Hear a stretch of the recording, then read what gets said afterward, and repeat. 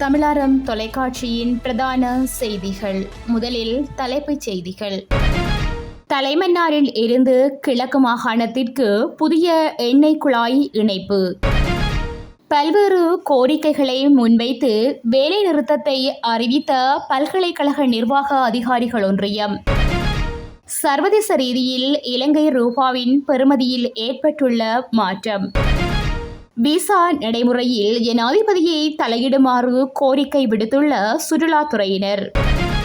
பெருந்தோட்ட தொழிலாளர் சம்பள அதிகரிப்பு விவகாரத்தில் நிறுவனங்கள் அரசின் தீர்மானங்களை மீற முடியாது. கனடாவில் இரு தமிழர்கள் தொடர்பில் பொதுமக்களுக்கு விடுக்கப்பட்டுள்ள எச்சரிக்கை. தலைமன்னாரில் இருந்து கிழக்கு மாகாணத்துடன் புதிய எண்ணெய் குழாய் இணைப்பு ஒன்றை மேற்கொள்ள உள்ளதாக இந்திய உயர்ஸ்தானிகர் சந்தோஷ் ஜா அறிவித்துள்ளார். இலங்கைக்கும் இந்தியாவிற்கும் இடையிலான கடல் பயணம் மற்றும் தரைவழி பயணம் தொடர்பான நடவடிக்கைகள் முன்னெடுக்கப்பட்டு வரும் நிலையில் இந்த அறிவிப்பினை வெளியிட்டுள்ளார். இதன்படி நாகப்பட்டினத்திலிருந்து காங்கேசன்துறை வரையிலான படகு சேவை இன்னும் 2 வாரங்களில் ஆரம்பிக்கப்பட உள்ளது. இந்தியாவிற்கும் இலங்கைக்கும் இடையே நில இணைப்பு வழித்தடத்தை அமைப்பது தொடர்பில் இலங்கை அரசாங்கத்துடன் இணைந்து பணியாற்றி வருவதோடு உரையாடல்கள் ஏற்கனவே ஆரம்பிக்கப்பட்டுள்ளன என்று அவர் குறிப்பிட்டுள்ளார். இந்நிலையில் விரிவான திட்ட அறிக்கையை தயாரிப்பதற்கான ஆரம்ப நடவடிக்கைகள் தற்போது மேற்கொள்ளப்பட்டு வருகின்றன. எனினும் அதனை நிறைவேற்றி முடிக்க பல ஆண்டுகள் தேவைப்படும் என்று சந்தோஷ் ஜா குறிப்பிட்டுள்ளார். நிலவழித்தட திட்டத்திற்கு மேலதிகமாக தென்னிந்தியாவிலிருந்து திருகோணமலைக்கு எண்ணெய் குழாய் அமைப்பது உட்பட எரிசக்தி துறையின் கூட்டு முயற்சிகள் மேற்கொள்ளப்படுகின்றன. இந்நிலையில் தலைமன்னாரில் இருந்து கிழக்கு மாகாணத்துடன் எண்ணெய் குழாய் இணைப்பதே இந்தியாவின் நோக்கமாகும் எனவும் இந்திய உயர்ஸ்தானிகர் சந்தோஷ் ஜா குறிப்பிட்டுள்ளார். பல்வேறு கோரிக்கைகளை வலியுறுத்தி பல்கலைக்கழக நிர்வாக அதிகாரிகள் ஒன்றியம் தொடர்ச்சியான வேலை நிறுத்தத்தை அறிவித்துள்ளது. பல்கலைக்கழக நிர்வாக அதிகாரிகள் ஒன்றியத்தின் செயலாளர் க. ஞானபாஸ்கரன் வெளியிட்ட செய்தி குறிப்பிலேயே இந்த விடயம் தெரிவிக்கப்பட்டுள்ளது. சம்பள முரண்பாடுகள் மற்றும் அரசாங்கத்தால் வாக்குறுதியளிக்கப்பட்ட கொடுப்பனவுகளை வழங்குவது தொடர்பான தீர்க்கப்படாத பிரச்சினைகள் இதன்போது வலியுறுத்தப்பட்டுள்ளது. கல்வி அமைச்சர், திரைசேரி அதிகாரிகள், பல்கலைக்கழக மானியங்கள் ஆணைக்குழு அதிகாரிகள் உட்பட சம்பந்தப்பட்ட அதிகாரிகளுடன் 3 ஆண்டுகளாக தொடர்ந்து முயற்சிகள் மற்றும் கலந்துரையாடல்கள் நடத்தப்பட்ட போதிலும் கோரிக்கைகள் நிறைவேற்றப்படாமல் உள்ளன.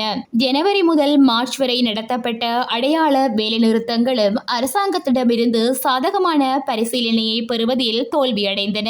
இதன் விளைவாக தொழிற்சங்க நடவடிக்கைகள் மூலம் ஒன்றியம் தனது எதிர்ப்பை தீவிரப்படுத்தியுள்ளது.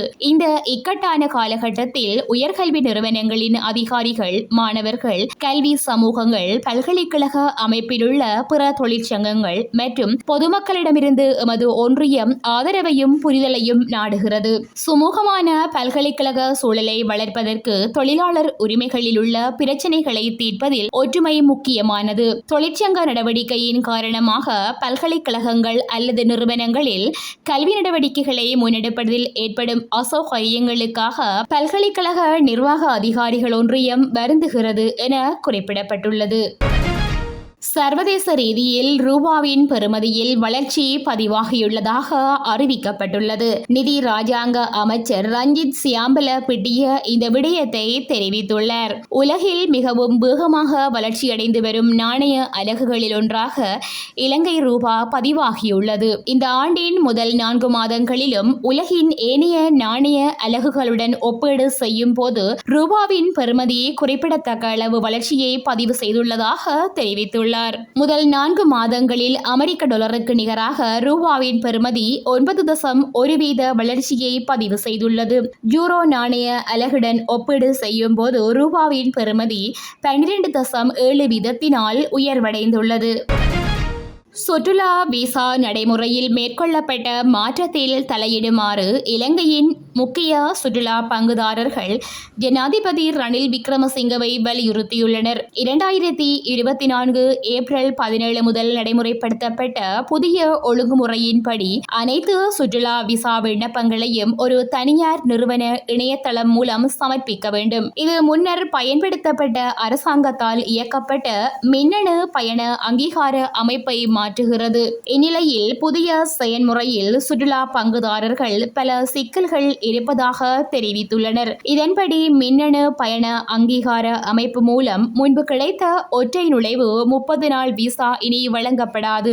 தற்போது 6 மாத பல நுழைவு விசா மட்டுமே $100.77 கட்டணத்தில் கிடைக்கிறது. இந்த விசா கட்டணம் ஆசியாவிலேயே மிக அதிகமான கட்டணமாகும். இது இலவச அல்லது மலிவான விசாக்களை வழங்கும் பிராந்திய போட்டியாளர்களுடன் ஒப்பிடுகையில் சுற்றுலா பயணிகளின் வருகையை தடுக்கிறது. அத்துடன் புதிய இணையதளத்தின் விண்ணப்ப செயல்முறை சிக்கலானது என்றும் தொழில்துறை பங்குதாரர்கள் விமர்சித்துள்ளனர். இதன் காரணமாக 2024 ஆண்டில் தொழில்துறையின் 2.3 முதல் 2.5 மில்லியன் சுற்றுலா பயணிகள் என்று எதிர்பார்க்கப்பட்ட இலக்கு பாதிக்கப்படலாம் என்று அவர்கள் எச்சரித்துள்ளனர். எனவே முன்னரே போன்றே அரசாங்க இணையதளம் மூலம் பயனர் நட்பு விசா செயல்முறையை நடைமுறைப்படுத்துமாறு அவர்கள் ஜனாதிபதியை வலியுறுத்தியுள்ளனர். பெருந்தோட்ட தொழிலாளர் சம்பள அதிகரிப்பு விவகாரத்தில் நிறுவனங்கள் அரசாங்கத்தின் தீர்மானங்களை மீறி நடக்க முடியாது. அதற்கான அதிகாரம் நிறுவனங்களுக்கு இல்லை என இலங்கை தேசிய தோட்ட தொழிலாளர் சங்க செயலாளரும் பெருந்தோட்ட விவகாரங்கள் தொடர்பிலான அதிபரின் சிரேஷ்ட ஆலோசகருமான நாடாளுமன்ற உறுப்பினர் வடிவேல் சுரேஷ் தெரிவித்துள்ளார். அதிபர் ஊடக மையத்தில் நேற்றைய தினம் இடம்பெற்ற ஊடகவியலாளர் சந்திப்பில் கலந்து கொண்டு கருத்து தெரிவிக்கும் போதே அவர் இவ்வாறு கூறியுள்ளார். இது தொடர்பில் அவர் மேலும் கூறுகையில், பல சுற்றுக்களாக இடம்பெற்ற பேச்சுவார்த்தையின் பின்னர் பெருந்தோட்ட தொழிலாளர்களின் சம்பள அதிகரிப்பு தொடர்பான வர்த்தமானி வெளியிடப்பட்டுள்ளது. ஆனால் இது தொடர்பாக சம்பள நிர்ணய சபையில் இடம்பெற்ற பேச்சுவார்த்தைகளில் பங்கெடுப்பதை முதலாளிமார் சம்மேளனம் தொடர்ச்சியாக புறக்கணித்து வந்தது. இது சம்பள விவகாரத்தில் தொழிலாளர்களை ஏமாற்றும் முயற்சியாகவே எமக்கு தெரிகிறது. நிறுவனங்கள் அரசாங்கத்தின் தீர்மானங்களை மீறி நடக்க முடியாது. அதற்கான அதிகாரம் நிறுவனங்களுக்கு இல்லை. இப்போது உயர்மட்ட குழுவுடன் பேசி தீர்மானிப்பதாக பெருந்தோட்ட நிறுவனங்கள் கூறுகின்றன. மொத்தமாக 22 பெருந்தோட்ட கம்பெனிகளுக்கும் 5 மாத்திரமே சொந்தக்காரர்களாக உள்ளனர். இவர்கள் தேயிலைத்துறை மாத்திரமன்றி சுற்றுலா, சிறுபோக உற்பத்தி பயிர்கள், மாணிக்கக்கல் அகழ்வு தொழில்துறைகளிலும் வலுவாக செயற்படுகிறார்கள் என கூறியுள்ளார். கனடாவில் முதியவர்களை இலக்கு வைத்து நடத்தப்பட்ட மோசடி தொடர்பில் கைது செய்யப்பட்ட 2 தமிழர்களின் குற்றச்சாட்டுகள் நீதிமன்றத்தில் நிரூபிக்கப்படவில்லை என அந்நாட்டு ஊடகங்கள் செய்தி வெளியிட்டுள்ளன. இதேவேளை சந்தேக நபர்களினால் மேலும் பாதிக்கப்பட்டவர்கள் இருக்கலாம் என தெரிவித்துள்ள புலனாய்வாளர்கள் குற்றம் சாட்டப்பட்டவர்களின் படங்களை வெளியிட்டு பொதுமக்களை எச்சரித்துள்ளனர். டர்ஹாம் பிராந்தியத்தில் முதியவர்களை குறிவைத்து பல்வேறு மோசடிகளில் ஈடுபட்டதாக 2 தமிழர்களை அந்நாட்டு போலீசார் கைது செய்திருந்தனர். இவர்கள் முதியவர்களை இலக்கு வைத்து வங்கி மற்றும் கடன் அட்டை மோசடியில் ஈடுபட்டதாக போலீசார் குற்றம் சுமத்தியுள்ளனர். இந்நிலையில் சந்தேக நபர்களுக்கு எதிராக 40 குற்றச்சாட்டுகள் முன்வைக்கப்பட்டுள்ளதாக போலீசார் தெரிவித்தனர். சந்தேக நபர்களால் பாதிக்கப்பட்டவர்களில் 90 வயதுடைய தம்பதியரும் உள்ளடங்குவதாக போலீசார் தெரிவித்துள்ளனர். எவ்வாறாயினும் இவர்களுக்கு எதிரான குற்றச்சாட்டுகள் நீதிமன்றத்தில் நிரூபிக்கப்படவில்லை என தற்போது செய்திகள் வெளியாகி கைது செய்யப்பட்டவர்கள் அஜெக்ஸ் நகரை சேர்ந்த 27 வயதான லக்சான் செல்வராஜ் மற்றும் 25 வயதான அக்ஷய தர்மகுலேந்திரன் என அடையாளப்படுத்தப்பட்டுள்ளனர். இத்துடன் இன்றைய நாளுக்கான செய்திகள் நிறைவடைகின்றன.